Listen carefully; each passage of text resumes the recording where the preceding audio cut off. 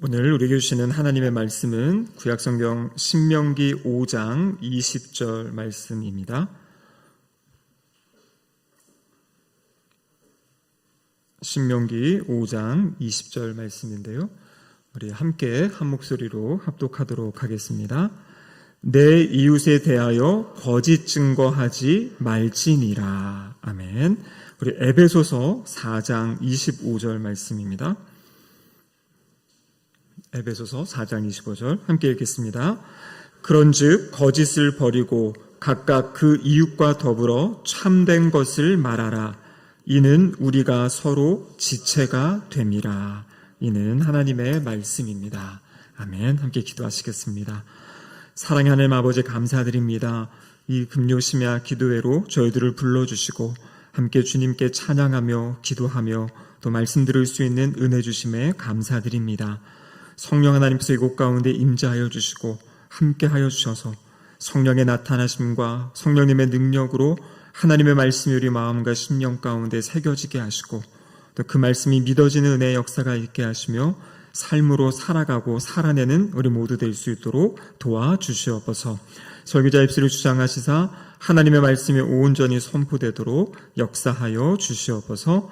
예수님의 이름으로 기도드립니다. 아멘. 오늘은 신명기 9번째 말씀입니다. 오늘 제목이 무엇입니까? 9번째 계명, 거짓 증거하지 말지니라 이렇게 되어 있습니다. 여러분, 구약성경의 대표적인 거짓 증거 때문에 무고한 사람이 재산을 빼앗기고 생명을 잃어버린 그런 사건이 있습니다. 혹시 기억나시는 말씀 있으십니까? 열왕기상 21장에 보면 이 나봇의 포도원 사건, 여러분 기억하시나요? 이 나봇이라는 사람, 이 사람은 북이스라엘에 살던 사람입니다. 이 당시에 왕이 누구냐면 바로 아합 왕이었어요. 근데 아합 왕이 이 나봇의 포도원이 이제 왕궁 근처에 있었는데요. 아마 참 보기에 좋았던 것 같아요. 그래서 나봇을 불러다가 이야기하는 겁니다. 내가 좋은 땅을 줄 테니까, 다른 포도원을 줄 테니까 이 너의 포도원을 나에게 좀 넘겨라 이렇게 이야기를 하는 거예요. 네가 원하기만 하면 포도원 말고 돈으로도 내가 그걸 주겠다라고 이야기를 하는데 이 나봇은 이것을 이제 거절합니다. 왜냐면은요, 나봇이 가지고 있는 이 포도원은 나봇이 그냥 갖고 있는 것이 아니라 하나님께서 나봇의 조상들에게 주신 기업이고요. 하나님이 맡기신 거기 때문에 자기 마음대로 그것을 팔고 할 수 없는 이제 그러한 것이었습니다. 아합 왕도 그 사실을 알고 있었는데 그 땅이 너무나 갖고 싶어가지고요. 그곳에다가 채소를 심는 정원을 만들고 싶은 그런 마음이 있었습니다. 나봇이 이것을 거절하니까요, 마음이 상해서 침상에 돌아눕고 밥을 먹지 않고 아마 이 단식 투쟁을 한 것 같습니다. 여러분, 그때 이 아합의 이 아내 되는 이세벨이라는 이 약한 여인이었죠, 사실. 근데 이 사람이 왜 그렇게 힘들어 하십니까? 제가 처리해 드리겠습니다 하면서 2명의 거짓 증인들을 세웁니다. 그리고 그 2명의 거짓 증인에게 무엇을 증언하라고 하냐면 이 나봇이 왕과 하나님을 저주하였다. 그러한 이야기를 이제 2명의 증인을 통해서 하게 하는 것이에요. 그래서 결국에 그 지역의 장로들이 그 거짓 증인의 이야기를 듣고 나봇을 이제 죽이는 그러한 일이, 돌로 쳐서 죽이는 사건이 바로 열왕기상 21장에 기록된 사건입니다. 매수된 2명의 이 거짓 증인들 때문에 한 사람이 죽임을 당하고, 그리고 나중에 이제 아합이 그 땅을 이제 그 포도원을 빼앗는 그런 악한 장면이 성경에 기록되어져 있습니다. 여러분, 오늘 신명기 5장 20절 이 9번째 계명인 내 이웃에 대하여 거짓 증거하지 말지니라 이렇게 되어 있는데요. 여기 증거하다라는 것은 무엇이냐면 단순히 어떤 그냥 우리 일반적인 관계에서의 어떤 이야기가 아니라 여기 사용되는 단어는 어떤 소송 절차를 거쳐가고 있는 어떤 전문적인 그러한 용어입니다. 그러니까 재판 자리에서 거기에서 증언하는 그 상황을 지금 이야기하고 있는 것입니다. 그래서 거짓 증언하지 말라는 것은 법정에 섰을 때, 법정에서 거짓 증거하지 말고 있던 일만 증거할 것을 이야기하고 있는 것이죠. 재판에서 오늘날도 보면요, 어떤 사람의 증거가 그 증언이 아주 커다란 영향을 미치는 것을 이제 보게 되죠. 그래서 그 사람의 그 증언에 따라서 이 사람이 유죄가 될 수도 있고 무죄가 될 수도 있는 이 판사의 판단력에 그 심판 결정에 아주 큰 영향을 미치는 것을 보게 됩니다. 그래서 구약 성경에는 어떤 사람을 죽이는 이 사람을 처형한다라는 걸 할 때에는 꼭 2명 이상의 증인이 있어야 된다라고 이야기하고 있어요. 그래서 신명기 17장 6절에 보면 이렇게 기록되어 있습니다. 같이 한번 읽어보겠습니다. 죽일 자를 2사람이나 3사람의 증언으로 죽일 것이요 한 사람의 증언으로는 죽이지 말 것이며. 여러분, 오늘날에는 사실 어떤 사건이 발생했을 때 어떤 증인뿐만 아니라 어떤 물증, 객관적인 자료도 아주 중요하게 이제 다루어지지 않습니까? 그래서 어떠한 CCTV라든지 어떤 영상이라든지 어떤 녹취라든지 이런 것이 딱 있으면 어떤 사람이 막 거짓말을 하더라도 그 증거 자료가 딱 보여지면 그 모든 것들이 이제 풀어지는 어떤 그것이 오늘날의 시대죠. 하지만 이 당시 이 고대에는 그런 것이 없기 때문에 재판의 많은 부분이 이 증인들에 이제 의존할 수밖에 없었다라는 것입니다. 그래서 이 당시에는 아주 강하게 그 증언하는 사람의 증언, 이것을 이제 제약하고 있는 것을 보게 됩니다. 신명기 19장 18절과 19절의 말씀인데요. 같이 한번 읽어보겠습니다. 재판장은 자세히 조사하여 그 증인이 거짓 증거하여 그 형제를 거짓으로 모함한 것이 판명되면 그가 그의 형제에게 행하려고 꾀한 그대로 그에게 행하여 너희 중에서 악을 제하라, 이렇게 되어 있는 거죠. 이게 무슨 말입니까? 나와서 거짓 증거했으면은 그 사람이 당해야 될 그것을 이 거짓 증거한 사람이 이제 당해야 된다.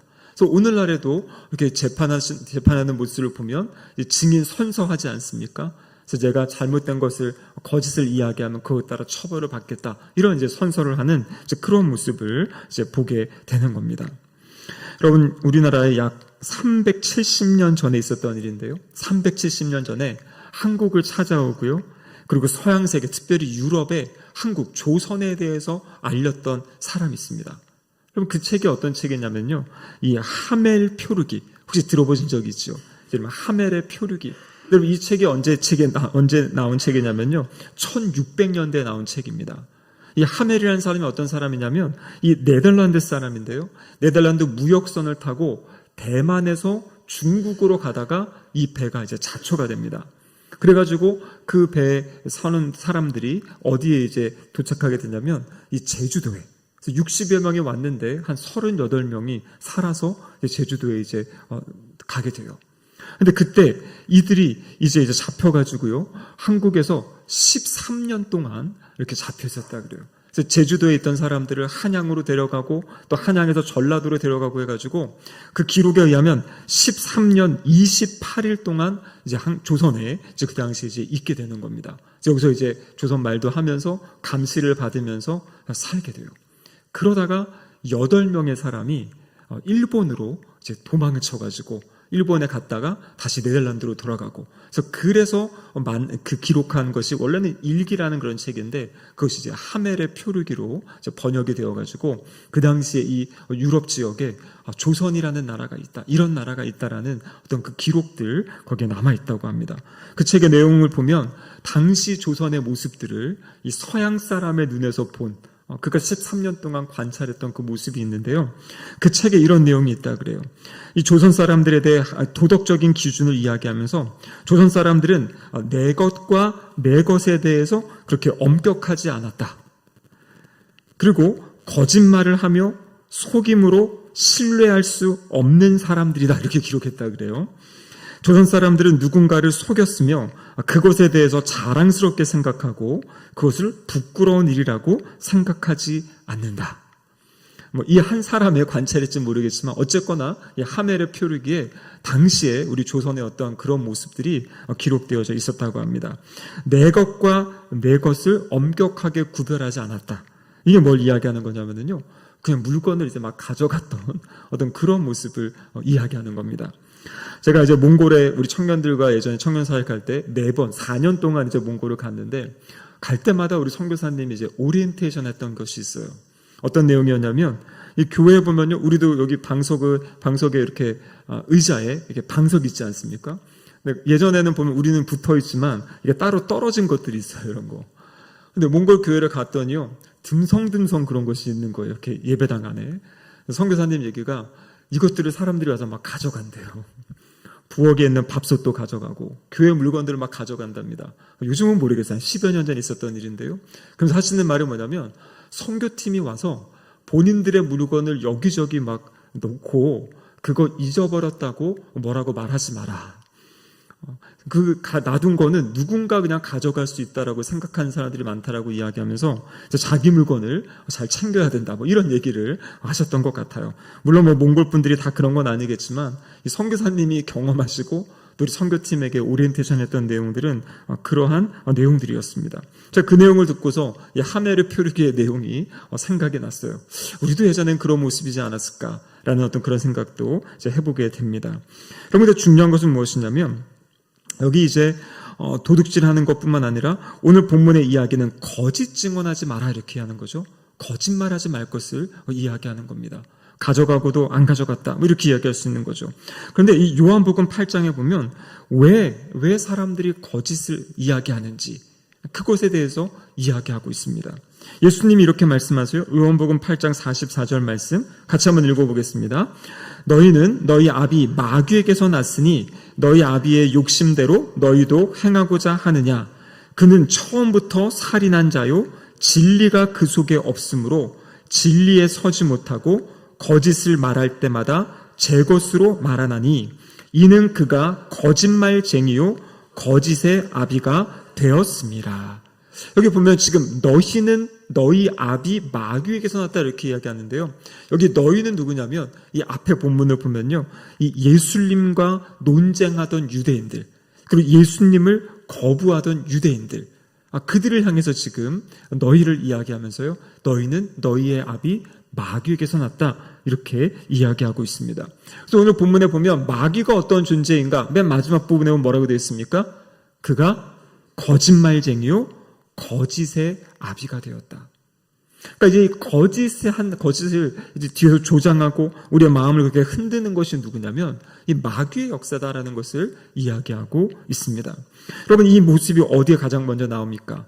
창세기 3장에 인간이 최초로 죄를 짓는 그 순간, 그때 바로 마귀가 어떻게 합니까? 이 뱀의 모습으로 찾아와서 아담과 하와 첫사람에게 유혹을 하죠. 하나님께서 그들에게 말씀하신 것은 선악을 알게 하는 나무의 열매를 먹으면 반드시 죽으리라 이렇게 말씀하셨잖아요. 반드시 죽는다. 그거 먹으면 안 된다. 근데 여러분, 이 뱀이 여자에게 말한 것이 무엇입니까? 너희가 결코 죽지 아니하리라. 그러니까 하나님께서는 반드시 죽는다 이야기하는데요, 뱀이 와가지고 여인에게 다른 메시지를 전하는 거예요. 너희가 결코 죽지 않는다. 그러니까 하나님은 반드시 죽는다고 하는데 이 사탄은 결코 죽지 않는다. 그런데 여러분, 놀라운 것은 무엇이냐면 이 아담과 하와가 사탄의 말을 듣고 이제 그것을 이제 따먹게 되는 거죠. 그러니까 거짓된 이야기를 듣고 잘못된 이야기를 듣고 그 마음 가운데 나도 하나님처럼, 내가 하나님처럼 되고 싶다라는 그 욕심 때문에, 그 마음 때문에 이것을 이제 믿게 되었던 그런 모습을 보여주고 있습니다. 여러분, 그렇기 때문에 우리가 거짓을 주로 한다는 것은 무엇이냐면 이 마귀에게 이렇게 넘어가는 거죠. 마귀의 영향력 아래, 마귀의 권세 아래 살아가는 사람의 특징이 뭐냐면 이 거짓된 것을 자꾸 이야기한다라는 것입니다. 그래서 20세기의 가장 유명한 변증가 중에 한 명인 C.S. 루이스라는 분이 이런 이야기를 했어요.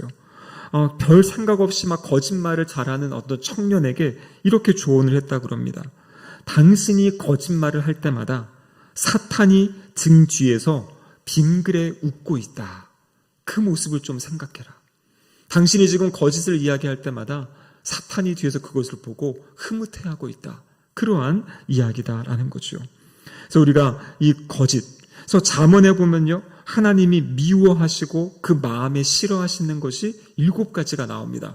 그 내용이 잠언 6장 16절과 19절의 말씀인데요, 같이 한번 읽어보겠습니다. 여호와께서 미워하시는 것 곧 그의 마음에 싫어하시는 것이 67가지이니 곧 교만한 눈과 거짓된 혀와 무죄한 자의 피 흘리는 손과 악한 계교를 꾀하는 마음과 빨리 악으로 달려가는 발과 거짓을 말하는 망령된 증인과 및 형제 사이를 이간하는 자니라. 여러분 여기 보면은요, 여호와께서 미워하시는 것, 여호와가 싫어하시는 것이 있다. 여러 가지가 있는데요, 성경에는 67가지니 이렇게 되어 있습니다. 67가지가 뭡니까? 6개 내지 7개. 그럼 왜 하나님이 6개 내지 7개, 뒤에 보면 7개가 나오거든요. 이거는 바로 이 당시에 히브리 어떤 지혜 문학의 특징인데요, 뭘 이야기하는 거냐면 많은 여호와가 싫어하시고 미워하시는 것이 있는데 이 67가지 이런 표현은 뒤에 나오는 이것들을 특별히 하나님이 싫어하시고 미워하시는 것이다. 이 뒤에 있는 것들을 강조하기 위해서 단순히 7개만 그것이 아니라 수많은 것 중에 주님이 특별히 미워하시는 것, 그것을 이야기하고 있습니다. 어떤 내용입니까? 우리의 어떤 신체를 통해서 이야기하고 있죠. 눈을 이야기하시면서 교만한 눈, 거짓된 혀, 그 손은 피 흘리는 손, 다른 사람을 상하게 하고 아프게 하는 손이겠죠. 악한 괴교를 꾀하는 마음, 악으로 달려가는 발, 이런 것들을 이야기하고 있어요. 거짓. 근데 여러분 놀라운 것은 무엇이냐면 7가지 중에 3가지가 바로 이 거짓말과 관련된 것이에요. 어떤 내용입니까? 거짓된 혀, 거짓말을 하는 망령된 증인, 형제를 이간하는 자. 그래서 이 3가지가 바로 이 거짓말, 말과 관련된 그러한 행동들이에요. 그러니까 7가지 중에 약 절반 가까이가 이 말과 관련된 것이죠. 그러니까 그렇기 때문에 바로 이 9번째 계명에서 이야기하는 것은 우리가 어떤 말을 하는지, 단순히 재판의 자리뿐만 아니라 삶의 자리에서 어떤 말을 하고 있는지 이것을 돌아보게 하는 그러한 내용입니다. 그래서 이 거짓말을 금하는 이 계명은 언어 생활과 관련된 계명이라는 거죠. 그래서 넓은 의미에서 보면 어떤 이웃을 해치는 모든 형태의 부정적인 말, 그것들을 금지하고 있는 계명이 바로 이 9번째 계명입니다. 그래서 어떤 거짓말하는 것뿐만 아니라 허위 조작하는 것, 어떤 날조하는 것, 중상모략하는 것, 잘못된 소문을 막 내는 것, 거짓 뉴스 같은 거 있죠. 그리고 다른 사람을 헐뜯는 것, 다른 사람의 명예와 어떤 그런 것을 손상하는, 말로써 그 사람을 깎아내리는 이 모든 것이 바로 이 9번째 계명이 금하고 있는 그러한 내용이다라는 것입니다. 그리고 또 한 가지, 이 적극적으로 거짓말하는 것과 함께 또 이 잘못된 이 침묵의 거짓말이라는 것이 있어요. 침묵의 거짓말. 그러니까 마땅히 말해야 되는데 하지 않고 있는 거. 내가 그것을 보았고 잘못된 것을 아는데 이것을 내가 얼매이면은 내가 피곤해지고 귀찮아지고 하니까 그냥 가만히 있자 하고 입을 다무는 것. 여러분 이것이 침묵의 거짓말이라고 합니다. 레위기 5장 1절에 보면요, 이렇게 기록되어 있는데요, 같이 한번 읽어보겠습니다. 만일 누구든지 저주하는 소리를 듣고서도 증인이 되어 그가 본 것이나 알고 있는 것을 알리지 아니하면 그는 자기의 죄를 져야 할 것이요 그 허물이 그에게로 돌아갈 것이며. 그러니까 본인이 보고 들은 게 있으면은요, 마땅히 그것을 말해줘야 되는데 그것을 하지 않는 것, 그것이 바로 잘못이라는 것을 이야기하고 있는 것입니다. 어떻게 보면요, 세상에 사회적 불의가 더 성행하는 이유 가운데 하나는 이것을 이야기하지 않고 그냥 침묵하고 있기 때문에 나타나는 그러한 현상일 수도 있다라는 것입니다.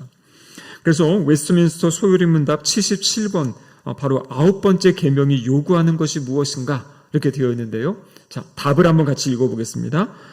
9계명이 요구하는 것은 특별히 증거하는 일에 있어 서로 간에 진실을 말하고 우리 자신과 이웃의 명예를 지키며 높이는 것입니다.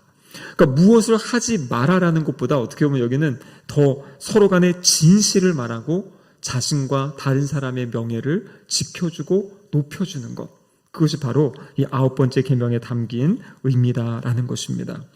자, 그렇다면 중요한 것은 새로운 그런 말을 가지고 살아야 된다는 것이에요. 그 내용이 바로 우리가 읽은 이 신약성경 에베소서 4장에 나와 있는 내용입니다. 여러분, 에베소서 4장의 전제는 무엇이냐면요, 에베소서는 1장에서 3장까지 구원의 교리를 이야기하고 있어요. 우리가 어떻게 구원을 받는가? 어떻게 구원받습니까? 예수 그리스도를 구세주와 주님으로 믿음으로. 그러면 에베소서 나머지 4장, 5장, 6장의 내용은 무엇이냐면 그러면 그 구원받은 사람들, 예수님을 통해 구원받은 사람들이 어떻게 살아가야 되는지에 대해서 말씀하시는 거예요. 그래서 아까 읽은 4장 25절의 말씀, 이 말씀은 그럼 구원받은 사람은 어떻게 사는가? 자, 말씀을 같이 한번 읽어보겠습니다. 그런즉 거짓을 버리고 각각 그 이웃과 더불어 참된 것을 말하라. 이는 우리가 서로 지체가 됨이라. 이 25절, 26절, 27절 진행되는 내용 가운데 구원받은 사람들의 삶의 모습인데요. 거짓말을 하지 말아라, 분내지 말아라, 도둑질하지 말아라, 더러운 잘못된 말 하지 말아라. 이런 것들을 우리에게 이야기하고 계시는 거죠. 자, 그래서 중요한 것은 거짓을 버리고 참된 것을 말해라. 이렇게 이야기하고 있어요. 또 에베소서 4장 29절에 보면 이렇게 말씀하십니다. 같이 한번 읽어보겠습니다. 무릇 더러운 말은 너희 입 밖에도 내지 말고 오직 덕을 세우는 데 소용되는 대로 선한 말을 하여 듣는 자들에게 은혜를 끼치게 하라. 더러운 말은 입 밖에도 내지 마라. 여기 더러운 말이라는 것은 뭐냐면요, 부정직한 말, 친절하지 않은 말, 추잡한 말. 그래서 듣는 사람들로 하여금 기분이 상하게 하는 그런 말, 그것이 바로 여기서 말하는 더러운 말이라는 것이에요. 어떤 분들은 그렇습니다. 올바른 거를 이야기하는데, 근데 여러분 올바른 거를 이야기해도요, 상대편에게 이렇게 상처 주지 않고 이야기할 수 있거든요. 근데 올바른 거를 이야기하면서 다른 사람의 마음을 막 찌르는 이러한 어법을 사용하시는 분들이 있어요. 여러분 이것은 고쳐야 됩니다. 나는 원래 그래라는 게 아니에요. 원래 그러면요, 복음 안에서 바꾸셔야 돼요. 내가 하는 이 말이 아무리 옳은 말이어도 이 말 때문에 괜히 사람을 상하게 하고 아프게 한다면요, 그것을 이제 지혜롭게 말할 수 있어야 된다는 것이에요. 즉 뭐 거짓말하고 둘러대라는 얘기가 아니라 어떻게 표현하는가에 따라서 사실 그 내용이 전달되는 건 똑같지만 이 듣는 사람의 마음이 이제 상할 수도 있고 내가 다시 나의 마음을 좀 돌이켜봐야겠다고 일어날 수도 있는 이제 그러한 이제 상황이라는 거죠. 그래서 이렇게 내용이죠. 오직 덕을 세우는 데 소용되는 대로 선한 말을 해라. 그래서 듣는 자에게 은혜를 끼치게 해라. 이렇게 이야기하는 겁니다. 그래서 이 가고 싶은 모임, 자꾸 내가 참여하고 싶은 모임은 어떤 모임이냐면요, 거기 갔을 때 막 불평하는 얘기, 부정적인 얘기 하면요, 별로 그 모임 가고 싶지가 않아요. 그렇지 않습니까? 근데 거기 가면은 뭔가 서로를 세워주는 이야기, 하나님이 주신 은혜를 나누는 이야기, 여러분 이런 이야기들이 있을 때 그곳에 함께하고 싶고요, 또 그곳에서 은혜를 받게 된다라는 것이에요. 그래서 내가 하는 말이 옳고 그른가의 차원보다 당연히 옳은 말을 해야죠. 그런 말 하는 거죠. 근데 옳은 말을 어떻게 덕을 세우는데, 그리고 다른 사람들에게 은혜를 끼치는 그런 방법으로 말을 할 수 있을지, 이것을 이제 우리가 생각해야 된다라는 것입니다. 여러분 세상 사람들도 이 말의 힘에 대해서 알고 있잖아요. 예전에 우리 아주 유명한 이런 실험들 한 거 있지 않습니까? 이렇게 쌀 밥해놓은 거에다가 한쪽에다가는 이 막 욕을 하고 한쪽에다가는 칭찬해주고 이렇게 축복했을 때 곰팡이의 모양이 달라져요. 어떤 물에 대한 실험도 있고요. 이게 뭐냐면 우리의 말이 얼마나 사람들에게 영향을 끼치는지. 그럼 우리 몸의 70%, 80%가 물인 거 알고 있죠. 그래서 좋은 말을 들으면 우리의 마음도 건강해지고 몸도 건강해지는 거고요. 자꾸 안 좋은 말들을 듣고 안 좋은 말을 하다 보면요, 그게 우리의 몸과 마음을 상하게 하는 그런 것이다라는 것이에요.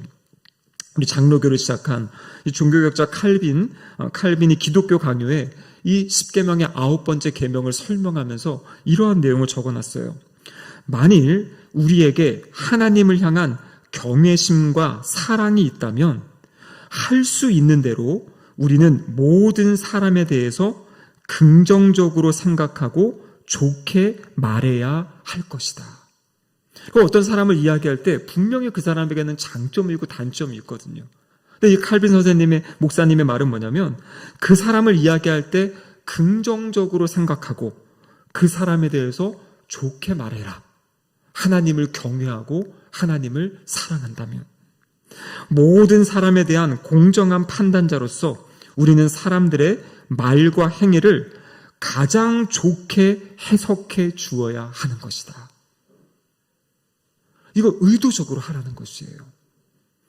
목적은 뭐냐면 그 사람을 살려주고 일으켜주고 세워주는 그 생각을 가지고 말을 하는 것이에요.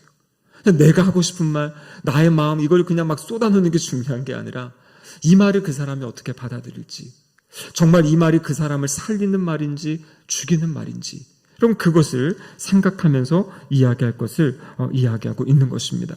여러분, 그렇다면 우리의 말이 바뀌려면 어떻게 해야 됩니까? 우리의 마음이 바뀌어야 돼요. 마음에 있는 것이 밖으로 나가는 거잖아요. 나의 경향이 어떻게 좀 부정적이고 비판적이고 막 이런 걸로 흘러가면요, 여러분 기도하셔야 됩니다. 사실 저에게도 좀 그런 성향이 있었습니다. 저희 아버지가 예전에 보시던 신문은요, 상당히 이렇게 좀 진보적인 그런 신문이었어요. 그래서 집에 보면요, 언제나 저도 중고등학교 때 신문 보다 보면요, 언제나 좀 이렇게 약간 삐딱한 세상을 어떤 비판하는 막 이런 내용들이 있었거든요. 그래서 저도 신학교 초기 시절에, 목회 초기 시절에 제가 즐겨봤던 이런 기독교 뉴스가 있는데요. 이 뉴스가 이제 어떤 교회의 어떤 문제들이라든지 어떤 이런 것들을 막 비판하는 막 그런 내용들입니다. 여러분, 근데 그것을 자꾸 보고 그런 식으로 교회를 보고 성도들을 보잖아요. 그러면은요, 언제나 시험에 들어요. 실망하는 거예요. 한국 교회는 다 왜 이래? 한국 교회는 가망이 없어. 그럼 지금도 맨날 그런 얘기 하시는 분들이 있거든요. 근데 여러분, 놀라운 건 뭐냐면은요, 그것들을 끊고요, 그리고 하나님의 말씀을 보면서 하나님의 행하신 일을 기대하는 이야기들. 그래서 그건 일부분의 이야기야. 더 진실하게 신실하게 사역하시는 분도 있고, 정말 아름답게 교회가 세워져가는 교회들도 있고, 일부 교회의 어떤 잘못의 이야기를 가지고 한국 교회가 막 다 이래, 막 교회는 다 이런 거야, 안 좋은 거야. 여러분, 이런 것 때문에 사실 얼마나 많은 사람들이 떠나가고 있습니까? 신기한 건 뭐냐면요, 본인 교회는 안 그런데 다른 교회 이야기 막 들은 다음에, 안 좋은 이야기 들은 다음에 교회는 다 잘못된 거야 하고, 그리고 교회를 떠나는 사람들이 있어요. 제가 예전에 만났던 청년들 가운데 가장 어려움이 있던 게 뭐냐면요, 부모님이 집에서 그렇게 교회에 대해서 안 좋은 이야기들을 막 하는 거예요. 지금 우리 교회가 이렇다, 뭐가 이렇다, 이게 불만이고 이런 걸 하니까요, 집에 청년들이, 그 자녀들이 듣고요, 교회는 이상하다, 저렇게 안 좋은데 교회를 왜 다니고 계시지? 그러면서 청년들이 혼란스러운 게 뭐냐면 부모님을 얘기 들으면 교회를 나오고 싶지 않대요.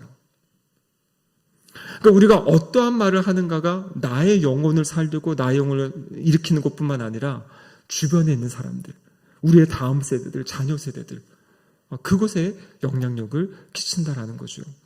그래서 거짓을 이야기하는 것이 아니라 있는 것에서도 좋은 점들을 자꾸 부각하고 좋은 것들을 자꾸 이야기하는 것. 어떤 행사를 해도 마찬가지입니다. 행사가 끝나고 나면요, 어떤 분들은 막 이거 좋았어요. 어떤 분들은요, 이것도 안 좋았고 저것도 부족했고. 이거 성향이거든요. 그럼 성향을 바꾸셔야 돼요. 복음 안에서 바꾸셔야 됩니다. 그걸 위해 기도하세요. 그래서 정말 나의 이야기, 그래서 다른 사람을 이야기할 때 이것이 정말 사실인가? 그리고 이것이 정말 상대방에게 좋은 것인가? 이 이야기가 꼭 필요한 것인가? 그럼 이런 것들을 분별하고 생각할 것을 이야기하고 있습니다. 그래서 시편 141편 3절에 보면요, 여호와여 내 입술에 파수꾼을 세우시고 내 입술의 문을 지켜주소서. 이사야서 50장 4절에 보면요, 주 여호와께서 학자들의 혀를 내게 주사 나로 곤고한 자를 말로 어떻게 도와줄 줄 알게 하시고. 여기 학자들의 혀는 다른 말로 보면 제자들의 혀, 이렇게 번역하거든요. 그러니까 기도하는 겁니다. 하나님, 나의 말이 사람들을 세워주고 사람들을 일으켜주고 사람들을 살려주는, 그래서 내 말이 이렇게 가시돋친 말이 아니라 누구도 내 말을 들으면 이렇게 평안함을 얻을 수 있고 안정을 얻을 수 있고. 그럼 우리 주님이 나는 마음이 온유하고 겸손하다 이렇게 말씀하셨죠. 제가 오늘 어떤 책을 보는데 그 겸손하다라는 것의 핵심이 무엇이냐면 그 위엄 있으시고 그 존귀하신 그분이 어떠한 사람이라도 찾아올 수 있도록 그렇게 열려있는 그 마음, 죄인들도 품어주시고 소외된 자들을 만나주시고, 그래서 누구라도 만날 수 있는 그 열려있는 그 마음이 겸손한 주님의 마음이다, 이렇게 이야기하시더라고요. 그래서 주님은 정말 최고로 친절하셨고 다른 사람을 대할 때 그 사람들을 위해 주시고 격려해 주신, 물론 죄악 가운데 있던 사람들은 단호하게 그 죄를 지적하셨죠. 화 있을진저 하셨지만 죄를 깨닫고 주님 앞에 나온 사람들에게 있어서는 정말 친절하시고 품으셨던 그 모습이 바로 우리 주님의 모습이다라는 것입니다.